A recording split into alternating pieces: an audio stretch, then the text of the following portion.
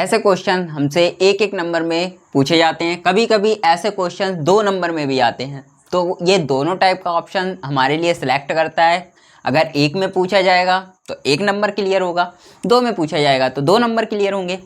तो अगर इस टाइप के अगर 2 भी क्वेश्चन आ गए पूरे एग्ज़ाम पेपर में, अगर ऐसे हमें 2-3 सिंपल क्वेश्चन भी मिल गए तो क्या जा रहा।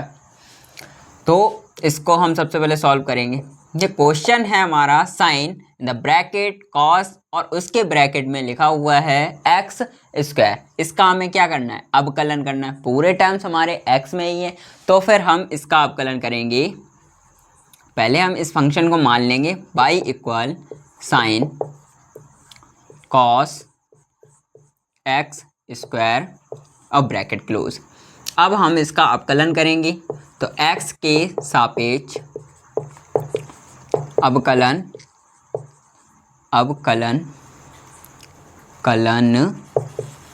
करने पर, ये लाइन लिखनी ज़्यादा इम्पोर्टेंट है। अगर नहीं लिखोगे तो फिर कंफर्म कैसे होगा क्या कर रहे हो। तो dy ओवर dx इस पूरे का अवकलन, तो sine the bracket cos x square x, इसका अवकलन करेंगे तो साइन का होता है कॉस, बाकी पूरा सेम कॉस एक्स स्क्वायर। अब अंदर है हमारे पास कॉस तो मल्टीप्लाइड। अब इसका होगा अवकलन, मतलब जो टर्म्स हमारे पास बचेंगे उन सभी का अवकलन करना ही है। तो कॉस का होगा तो हो जाएगा माइनस का साइन और ये एक्स स्क्वायर, इस टाइप से।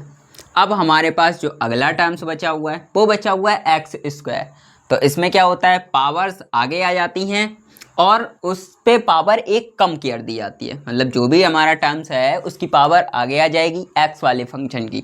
तो एक्स वाले पे अगर जो भी पावर लगी हुई है वो पावर आगे आ जाएगी और उसकी एक पावर कम कर दी जाएगी, तो इंटू एक्स हो जाएगा। और एक्स का अगर हम फिर से करेंगे तो 1 आएगा। तो ये हमारा हो गया जाके कॉस एक्स स्क्वायर इंटू ये माइनस साइन हम आगे लगा ले रहे, ये हो जाएगा साइन एक्स स्क्वायर और ये इंटू 2x।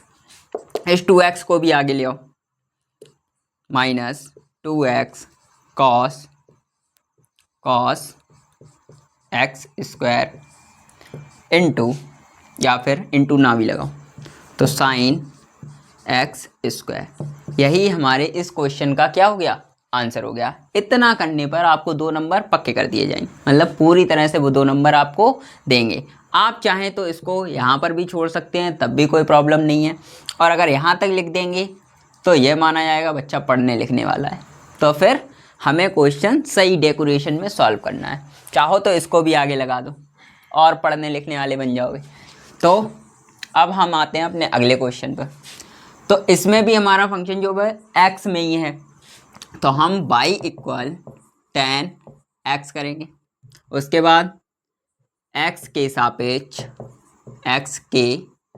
सापेक्ष अवकलन करने पर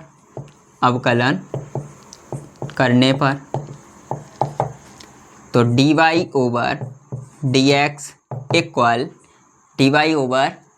इक्वल हमारा क्या हो जाएगा, तो d over dx tan x, तो dy ओवर dx इक्वल इसका अवकलन होता है sec स्क्वायर x। तो ये हमारे इस क्वेश्चन का आंसर हो गया। ये आपको 2 और 2 नंबर में मतलब कन्फर्म मिल जाएगा। कहीं ना कहीं इस टाइप के क्वेश्चन आपको ज़रूर रिलेट करेंगे।